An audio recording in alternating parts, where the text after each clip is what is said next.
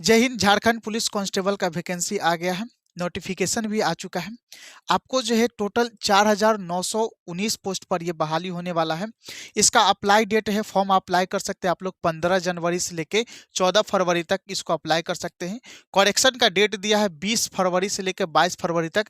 Total 2 दिन का आपको करेक्शन का डेट दिया है और ये बहुत ही जरूरी है करेक्शन का डेट देना। अगर कोई भी चीज़ फॉर्म में गलती हो जाता है तो आप जो है ये आप इस समय के दरमियान आप उसको ठीक कर सकते हैं। फी की बात करें तो जनरल, बीसी, ईबीसी और ईडब्ल्यूएस के लिए 100 रुपया फी लगेगा। एससी एसटी के लिए 50 रुपया फी लगेगा। ठीक है।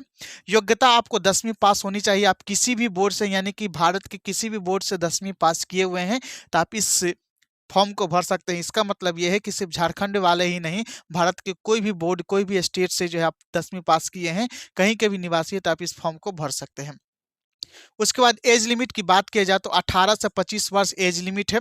यहाँ पर थोड़ा सा आपको समझने वाली बात है कि आपका जो एज काउंट किया जाएगा 1 अगस्त 2023 से, ठीक है। जो मैक्सिमम एज काउंट किया जाएगा 1 अगस्त 2019 से। मतलब ये कि आपको जो है 4 साल का एज रिलैक्सेशन दिया जा रहा है। अब कोरोना की वजह से या वैकेंसी लेट हो रहा है इसकी वजह से, इसलिए जो है आपको एज जो है ना 4 साल का एज रिलैक्सेशन दिया जा रहा है। 2019 का ही काउंट किया जाएगा। ठीक है।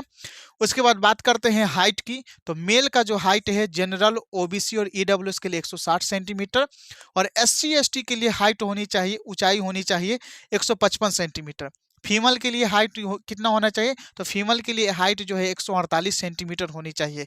चेस्ट जो है मेल के लिए कितना होना चाहिए?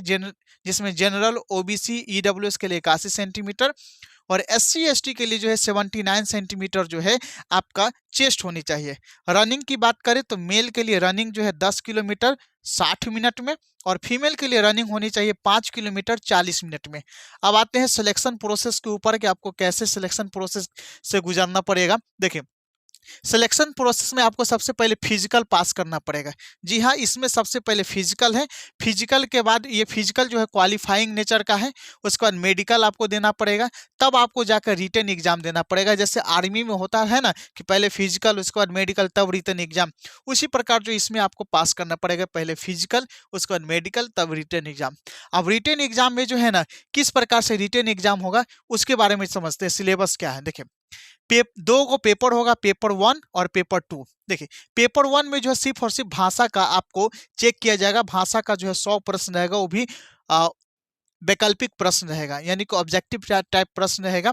और भाषा में आप कौन कौन सी भाषा चूज कर सकते हैं? आप अपना क्षेत्रीय भाषा भी ले सकते हैं, आप जो है हिंदी भी ले सकते हैं। तो इस प्रकार के भाषा का लिस्ट दिया हुआ है, नोटिफिकेशन में है। आपको अगर वो नोटिफिकेशन पढ़ना है तो आप मेरे टेलीग्राम चैनल पर ज्वाइन हो जाइए, लिंक डिस्क्रिप्शन में दे दिया गया है।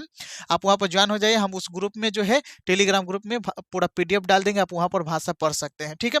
तो टोटल 100 प्रश्न पूछा जाएगा और 3 मार्क्स का रहेगा तो 300 मार्क्स का हो गया। ठीक है। निगेटिव भी इसमें भी रहेगा, 1/3 निगेटिव रहेगा और 2 आवर का यानी कि 2 घंटे का समय रहेगा। पेपर 2 में क्या रहेगा? तो पेपर 2 में जो है 2 पार्ट रहेगा, पार्ट 1 और पार्ट 2। पार्ट 1 में जो है 50 प्रश्न पूछा जाएगा हिंदी भाषा से और 50 प्रश्न में जो है 25 प्रश्न पूछा जाएगा सामान्य ज्ञान से और 25 प्रश्न पूछा जाएगा मैथ से। टोटल 100 प्रश्न पूछा जाएगा। 50 प्रश्न हिंदी से, 25 प्रश्न सामान्य ज्ञान यानी जीके जीएस से और 25 प्रश्न जो है मैथ से पूछा जाएगा। 100 प्रश्न 300 मार्क्स का पूछा जाएगा। इसमें भी टाइम आपको 2 घंटा का दिया जाएगा।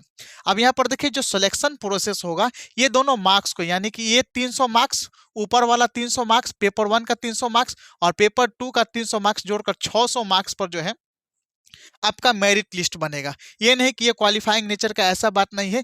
दोनों मार्क्स को जोड़कर जो है आपका मेरिट लिस्ट बनेगा।